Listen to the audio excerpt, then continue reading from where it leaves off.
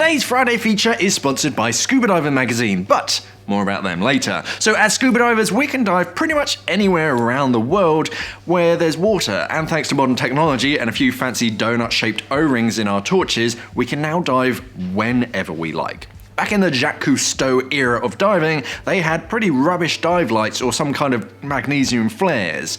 But it's only been in the last 10 or so years when dive lights have really sort of excelled. 100 lumens used to be a pretty powerful dive light back in the day, but now we're in the thousands of lumens from a pretty cheap torch too, so we can see a lot better in the dark underwater. Of course, a majority of our dives take place during the daylight hours for a few reasons. One, there's usually daylight during the day, so we can see what you're doing and the entire reef to actually navigate. It's warmer and easier to dry yourself and your kit off in the sunlight, and I get sleepy at night time when it's past my bedtime, and all the pubs are open at night. Personally, I love a good night dive, and we don't get to do enough of them. There are just 24 hours in each day, and that you get to spend exploring our wonderful world, and we waste around 7 hours of that 24 just sleeping, so we only really have 17 hours to go diving each day. 7 hours? I'm more of an 18-hour sleeper. Swap that round. You're like a cat or a koala. I find a night dive is a much more personal kind of dive where I feel more solo, but I'll go more into that later. So night dives tend to be a bit more serene than a normal dive. You don't get all the normal distractions that you do during a daytime dive. And of course the free divers don't tend to come out at night, so added bonus. So hi, I'm Mark from Simply Scuba, and here are the pros and cons of night dives. Much like us, marine life has its own bedtime too, and when the bright and colourful day shift clocks out and hides in the reef somewhere, the night shift starts to come out. The reef literally changes shape with new weird and wonderful life creeping out and doing its thing. You'll find plenty of photophobic stuff that usually steers clear of bright lights, and even a few things that you do recognise from the day shift, but acting very differently at night. Either something like parrotfish snoozing inside the reef in one of their own little snot bubbles.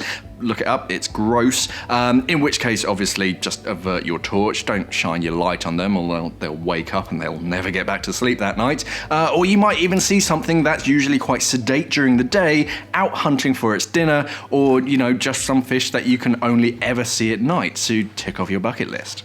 Some marine life has adapted to us scuba divers too. One of the most annoying though is the lionfish, and all of the Red Sea night divers probably know exactly what I'm about to talk about already. So lionfish are these spiky boys who are voracious hunters spreading around the Red Sea and now unfortunately the east coast of the Americas. These guys hunt around dawn and dusk, and they've learnt that when scuba divers are around, stick close to them. Scuba divers can produce light, and they tend to shine them at a tasty little fish, which both highlights the tasty fish so the lionfish can see them, and it also blinds the tasty fish so they can't see the lionfish coming.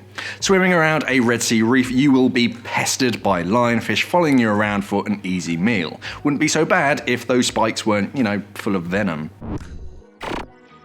With only the beam of your torch and a small amount of ambient light from the surface, night diving shuts out a lot of the excess background so you can purely focus on what's right in front of you with no little distractions out of the corner of your eyes. This can be quite disconcerting for some divers because you really can't see or hear things coming towards you. So if you have a particularly powerful imagination, shining your torch into the blackness of the water and seeing nothing reflect back at you can kind of freak you out about what, might be out there or just behind you. It's me! Spooky. Woo! I find I get much closer to the reef during a night dive because most of the big stuff is either rare or just impossible to find in the dark, so you get to focus more on the tiny macro stuff doing their thing in the little nooks and crannies of the reef. Shine your torchlight at a reef and you'll see tiny eyes just kind of blinking back at you, and if you look hard enough you'll see the shrimp or the fish attached to them. Without the big picture to distract you, the reef at night makes you look at all of the tiny stuff filtering food out of the water or scurrying around looking for food. So take your time to look at the little bits for once and see what they're doing. It's obviously dark at night, and this can really screw around with your sense of direction. If you don't have a compass on you, then it can be quite tricky to keep your bearings and navigate a dive site because you can't really use natural landmarks anymore. You can usually still see even if your torch sort of fails because the ambient light is enough for our eyes, but you yourself are actually quite hard for everyone else to see. So if you do get lost or separated from the group, you will be very hard to see without a light, especially in that black wetsuit you're wearing. Bring a backup torch because even a tiny pocket torch will help you be found on the surface if you're near a boat. Losing your buddy is quite hard on a night dive as well because their torch beam is easy to see from a decent way away, and your torch is quite a handy way of communicating as well. So there's a few sort of pros and cons there. Without our sun, the Earth would be a pretty cold, desolate place, so it does get noticeably colder in the water when the sun goes down. Mid-afternoon is lovely because the sun has been warming up the water all day long. However, after that, the water temperature starts to drop a few degrees, and you will notice those few degrees in your rash vests and board shorts. So just remember to wrap up nice and warm before a night dive, and don't forget to adjust your weights, obviously. Before I carry on, let's talk about today's sponsor. Scuba Diver magazine is a monthly publication which is available in most countries and covers the latest news stories so you can keep up to date with the latest news in and around the scuba diving industry. Scuba Diver also covers all three aspects of modern scuba diving: training, travel, and equipment, with how-to guides and reviews on the latest gear and trends. You can also join the discussion over at scubadivermag.com with plenty of articles, news stories, dive site reviews, and advice as well. To find out more about Scuba Diver magazine, just click the link pinned in the comments below. When I was working abroad at this one place, we used to run night dives at around 3 to 4 AM in the morning, which meant a rubbish night's sleep and a rude awakening when you had to get everything set up in the dark before you jump into the chilly night waters. Why is it that we only dive at night in the early morning hours, I asked, and the blunt response was that, quite frankly, if there's an incident, by the time that we get you out of the water and into the boat, cross the cove to the local town, and then to the airport will have actually opened for the day, so we can, fly you to the nearest hospital with a chamber to fix you. In remote locations, you have to take these kind of things into account. Sure, you can physically go diving, but the chamber might be shut at night or even over weekends. Also, with the night shift coming out, you can't always see what's around you, so if you're a bit of a flailer in the water and your hands are all over the place, you might, slap something. Best case scenario is your buddy, worst case scenario is the pointy end of a stonefish. Stuff glows in the dark underwater. One of my very best experiences was hitting a patch of bioluminescent plankton underwater.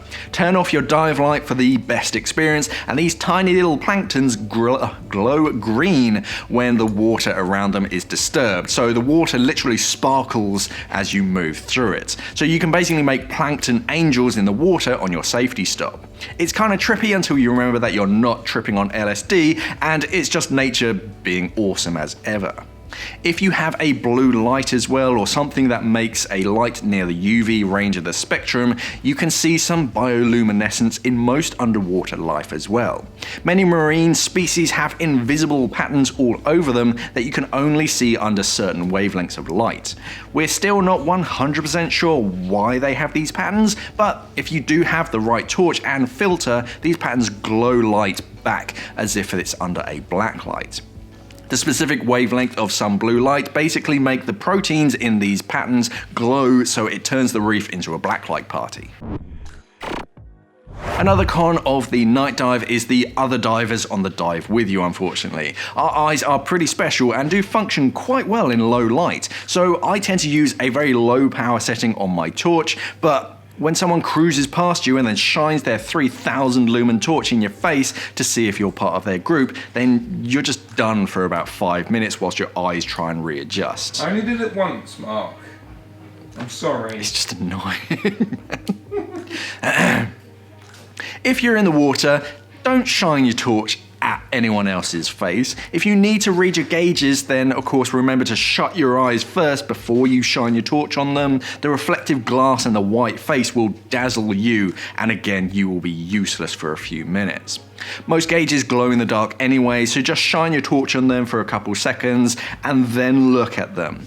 You realize why the backlight on your computer looks so weak during the day on a night dive as well. It is actually quite bright at night, so you don't need to, waste any battery power going any brighter. But what do you guys think? Do you ever night dive, or do you stick to the daytime in the water? Have you paid for your Paddy night diver speciality? That's a thing. And you're willing to admit it in the comments below. Let's discuss diving in the dark in the comments below. Thank you to Scuba Diver Magazine for sponsoring today's video. Thank you for watching, and of course, safe diving. Don't touch anything underwater unless you absolutely have to. So corals, for example, might be made from calcium, but they can cope with really strong currents and marine life cruising in and around it, but it is actually surprisingly fragile. So corals get broken all the time by scuba divers who get too close to it and either flail around because